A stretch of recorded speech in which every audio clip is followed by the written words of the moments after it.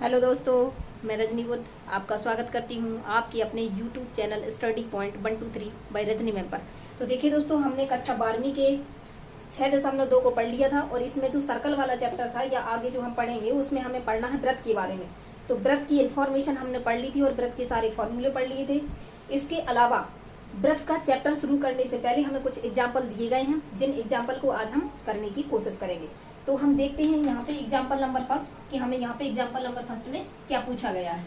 हम बात करेंगे एग्जाम्पल नंबर फर्स्ट की। इसकी बात करेंगे एग्जाम्पल नंबर फर्स्ट की।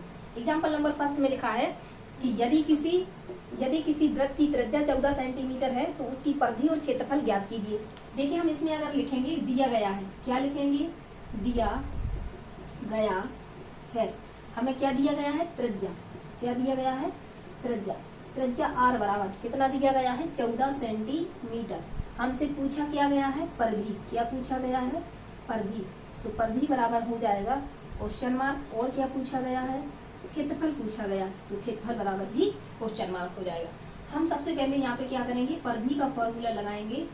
तो परिधि बराबर हमारा फॉर्मूला होता है 2πr। अब हम देखेंगे कि 2π का मान होता है 22/7, r का मान दिया गया है हमें 14। हल करेंगे तो 7 दूनी 14, 2 दूनी 4, 4 दूनी 16 के 6, 1 4 दूनी 16 17। तो ये हमारे आ जाएगा 176 सेंटीमीटर। अब हमें इसका निकालना है क्षेत्रफल। किसका? व्रत का क्षेत्रफल। तो व्रत की क्षेत्रफल का फॉर्मूला हो जाएगा πr²। पाई का मान 22/7 और r का मान हमें कितना दिया गया है? 14 गुणे 14, क्योंकि r² है इसलिए r का मान 2 बार रखेंगे।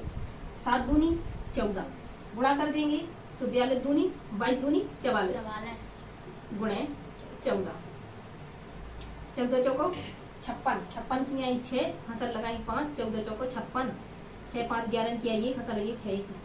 तो ये कितना हो जाएगा हमारा? 616 सेंटीमीटर स्क्वायर। यानी हम इसको पढ़ेंगे 616 वर्ग सेंटीमीटर।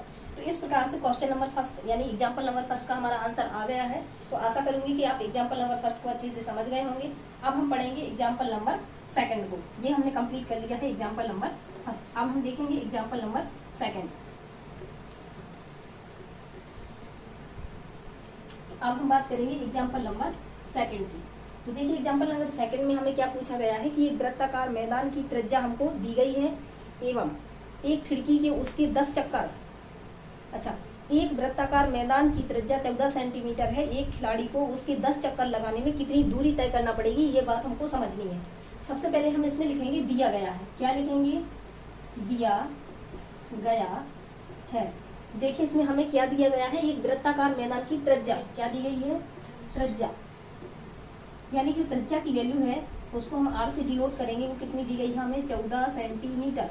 सॉरी, 14 केवल मीटर दी गई है, 14 मीटर। हमें इसमें उसने चक्कर कितने लगाए हैं? 10 चक्कर। 10 चक्कर में तय दूरी, 10 चक्कर में कितनी दूरी तय की है ये हमको बताना है। तो आप इसे गौर से देखिए। जब कोई व्यक्ति वृत्ताकार मार्ग में चक्कर लगाता है तो कहाँ लगाएगा? ऐसे ही लगाएगा।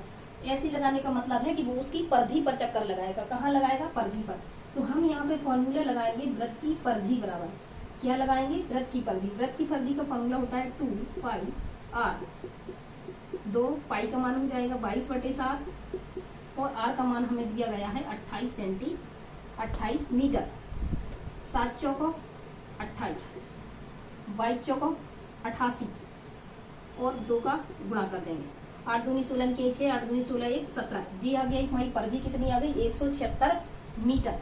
उसने इसके कितने चक्कर लगाए हैं? 10 चक्कर। कितने चक्कर लगाए हैं? 10 चक्कर। तो हम लिखेंगे 10 चक्कर में तय दूरी।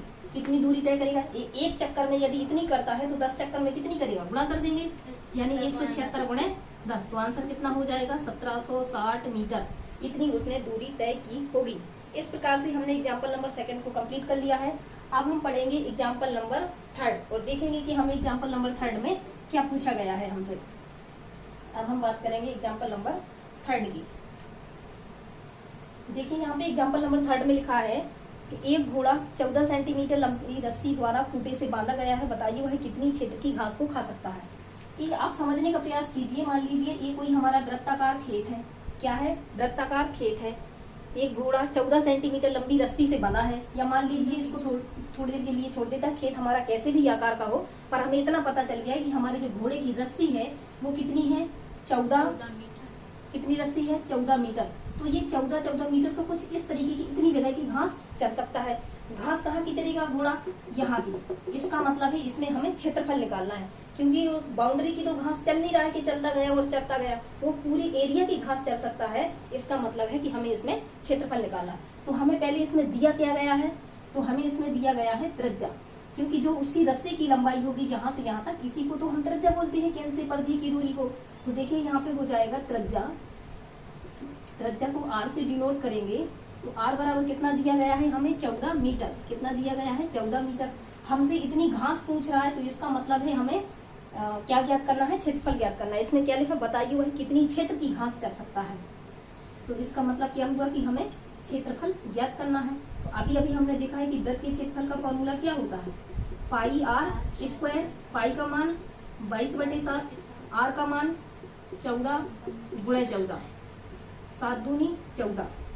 यहाँ पे देखिए 22 दूनी 44 गुणे 14, 14 चौको 56, 56 की आई 6, हसल लगाई 5, 14 चौको 56 और 5 कितना हो जाएगा, 5 6 1 और 1 6, 61। तो ये हो जाएगा हमारा 61 मीटर स्क्वायर। कितना हो जाएगा, 61 मीटर स्क्वायर। यानी वो जो घोड़ा है वो 61 यानी 616 मीटर स्क्वायर क्षेत्र की घास को चल सकता है। इस प्रकार से हमने एग्जाम्पल नंबर 3 को कंप्लीट कर लिया है। अब हम पढ़ेंगे एग्जाम्पल नंबर 4 और देखते हैं कि हमें एग्जाम्पल नंबर 4 में क्या दिया गया है और क्या हमसे पूछा गया है। बात करेंगे एग्जाम्पल नंबर 4 की। तो एग्जाम्पल नंबर 4 में लिखा है कि उस वृत्त की त्रिज्या ज्ञात कीजिए जिसका क्षेत्रफल, इस बार क्या है, हमें क्षेत्रफल दिया गया है। किसका, वृत्त का क्षेत्रफल, वृत्त का क्षेत्रफल। तो देखिए दिया गया है हमें वृत्त का क्षेत्रफल कितना दिया गया है, 55.44 सेंटीमीटर स्क्वायर। हमसे क्या पूछ लिया है, इसकी त्रिज्या। क्या पूछी गई है, त्रिज्या। त्रिज्या यानी r की वैल्यू हमें पता लगाना है। तो ऐसी कंडीशन में हमें जिसकी वैल्यू दी गई है हमें उसी का फॉर्मूला लगाना है। क्या करना है, जिसकी वैल्यू हमें दी गई है हमें उसी का फॉर्मूला लगाना है। यानी वृत्त का क्षेत्रफल बराबर क्या होता है, पाई r स्क्वायर। यहाँ तो हमें वृत्त की क्षेत्रफल की वैल्यू दी गई है, क्या दी गई है, 55.44 बराबर पाई का मान हम जानते हैं क्या हो जाएगा, 22/7 और r का मान हमें निकालना है। चलिए इसको सॉल्व करने का प्रयास करते हैं। तो सबसे पहले हम क्या करते हैं, इसका पॉइंट हटा देते हैं। क्या करते हैं, पॉइंट हटा देते हैं। तो यहाँ 2 अंक बाद पॉइंट है, इसलिए नीचे 2 जीरो बढ़ जाएंगे। यहाँ पे क्या हो जाएगा, 22/7 गुणे r स्क्वायर। अगर हम इसे 11 से काटने का प्रयास करेंगे तो 11 दूनी 22, 11 5 55, पॉइंट लगाएंगे, 11 चौको 44। तो ये हमारा आंसर आएगा। और देखिए हम क्या कर सकते हैं, अगर हम इसे 2 से और काट दें तो ये हो जाएगा 25 और 2 दूनी 4, यानी 252/100। और देखिए यहाँ पे क्या बचा है, यहाँ पे बचा है r²/7। अब हम देखेंगे ध्यानपूर्वक, ये 7 का यहाँ पे क्या हो जाएगा, गुणा। क्या हो जाएगा, गुणा। यानी जो हमारी r² की वैल्यू है वो कितनी हो जाएगी, 7 दूनी 14 की आई 4, हसल आई 1, 7 पंच 35, 1 36 की आई 6, हसल लगाई 3 और 7 दूनी 14 और 3 कितना हो जाएगा, 17। कितना हो जाएगा, 17। 17 बटे कितना हो जाएगा, 100। अब हमें देखना है कि ये 1764 किसका वर्ग होता है हमारा। तो देखिए 41 का होता है 1600, क्या होता है, अब हमें लेना है इसका वर्गमूल। तो r बराबर क्या हो जाएगा, 1764/100 और यहाँ पे स्क्वायर लगा था तो यहाँ पे क्या लग जाएगा, रूट। अब हमें इसका वर्गमूल निकालना है। तो यहाँ पे 2 अंकों के जोड़ा बना लिए, तो एक 17 का जोड़ा बन गया, एक 64 का। अब हमें ये देखना है कि किसके लास्ट में 4 आता है। तो हम 2 का वर्ग करते हैं जब भी हमारा 4 आता है, और जब हम 8 का वर्ग करते हैं तब भी हमारा 4 होता है, क्योंकि 2 दूनी 4 और 8 अट्ठे 64। केवल 2 ही कंडीशन हमारे पास ऐसी है जब लास्ट में 4 आता है। अब हम ऐसी संख्या ढूंढ लें जिसका निकटतम वर्गमूल 17 से ज्यादा ना हो। ऐसा वीडियो वर्ग और वर्गमूल निकालने का हम आपको पिछली कक्षा में पढ़ा चुके हैं, जहां पर आपको वीडियो देख लेना है तो ये और अच्छे से आपको समझ में आ जाएगा। अब आप देखें कि ऐसी निकटतम संख्या ढूंढिए जिसका वर्ग जो है 17 से ज्यादा ना हो। तो ऐसी संख्या हमारे पास 4 है, 4 चौको 16, और क्योंकि अगर हम 5 लेते हैं तो 55 ज्यादा हो जाएगा, इसलिए हम लेंगे 4 चौको 16। यानी या तो हमारा आंसर 42 होगा या हमारा आंसर 48 होगा। अब हम कैसे डिसाइड करें कि हमारा आंसर 42 होगा या फिर 48 होगा। इन दोनों के बीच में एक संख्या है 45, जिसे हम भली भांति जानते हैं, और 45 का वर्ग निकालना बहुत ही आसान होता है। 55 और इसकी एक आगे की संख्या लेंगे 5, 5 चौको 20। ये हमारे पास संख्या आ जा गई 20-25। तो आप ध्यान से देखिए, ये जो हमारी 1764 संख्या है वो 20-25 से बड़ी है कि छोटी है? अगर छोटी है तो हमारा छोटा वाला आंसर होगा, अगर बड़ी है तो हमारा बड़ा वाला आंसर होगा। पर हम ध्यानपूर्वक देख पा रहे हैं कि हमारी जो है ये 20-25 से हमारी जो संख्या है वो कैसी है? छोटी है। इसलिए जो हमारा आंसर होगा वो कितना हो जाएगा? छोटा वाला।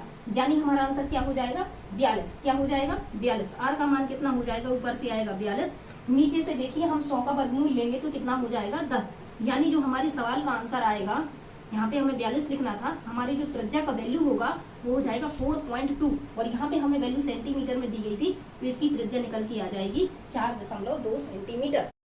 देखिए तो हमने यहाँ पे निकाल लिया है इसका वर्गमूल, आर का मान कितना है ये आ गया है। आशा करूंगी कि आपको एग्जाम्पल नंबर 4 बेहतरीन तरीके से समझ में आ गया होगा। अब हम बात करेंगे एग्जाम्पल नंबर 5 की और देखते हैं कि हमें एग्जाम्पल नंबर 5 में क्या पूछा गया है और क्या हमें दिया गया है। इसको हम भली भांति समझने का प्रयास करते हैं और देखते हैं कि हमें एग्जाम्पल नंबर 5 में क्या पूछा गया है।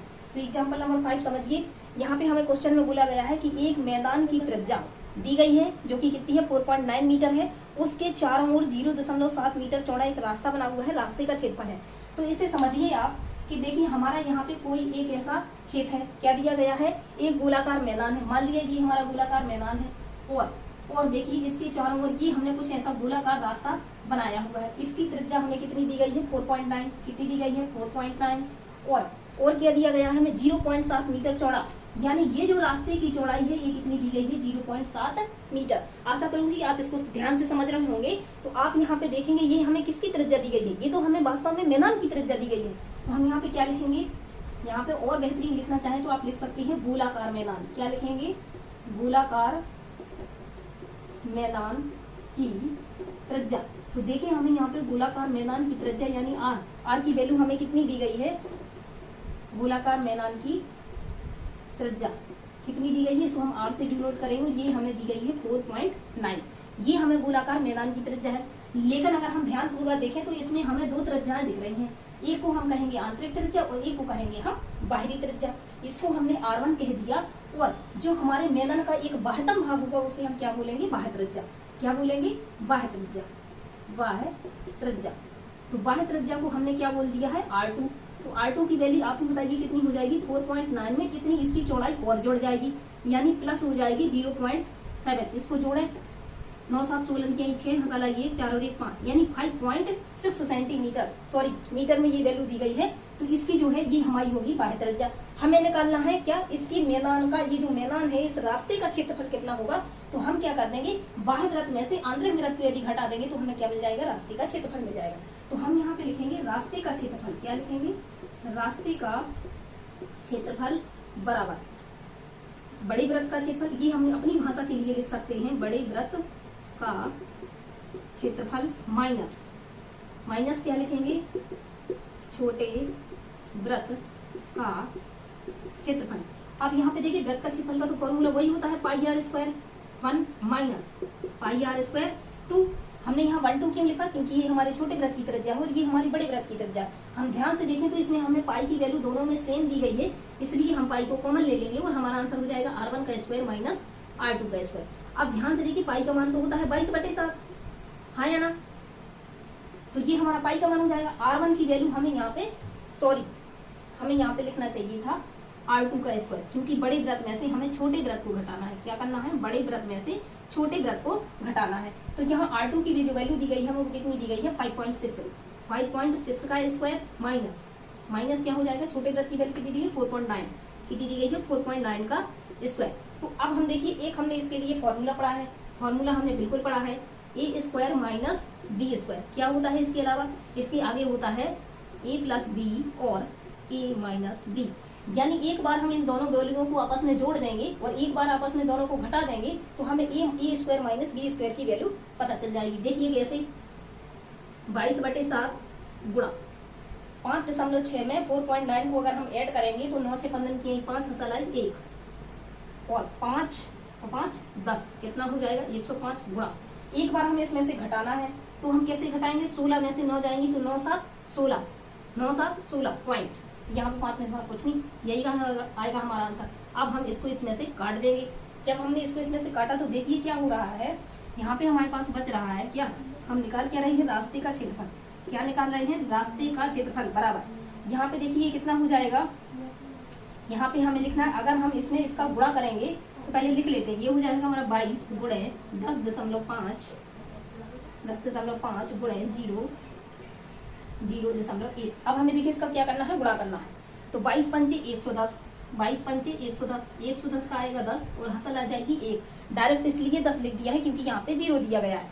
22 एकम 22 और 1 23, यानी इसका हमने गुणा किया तो इतना आ गया। अब इसका गुणा करना है हमें 0.1 में, और इसमें एक अंक बाद दशमलव है, मतलब यहाँ लग जाएगा दशमलव। तो ये हो गया हमारा, ये तो हमारा हो गया। हमें इसका भी गुणा करना है, तो इसका गुणा करेंगे तो हमारे पास संख्या आएगी यही। क्या आएगी, संख्या आएगी हमारे पास यही। और यहाँ तो पॉइंट लगा है तो इस पॉइंट का कोई मतलब नहीं है, एक अंक बाद दशमलव और इस साइड लग जाएगा, मतलब ये आ जाएगा 23.1 और हमें वैल्यू दी गई है मीटर में, तो ये हो जाएगा मीटर स्क्वायर। इस प्रकार से हमने रास्ते का क्षेत्रफल निकाल लिया है और एग्जाम्पल नंबर 5 को भी कंप्लीट कर लिया है। आशा करूंगी कि आपको ये क्वेश्चन भी बेहतरीन तरीके से समझ में आ गया होगा। जय भीम, जय भारत।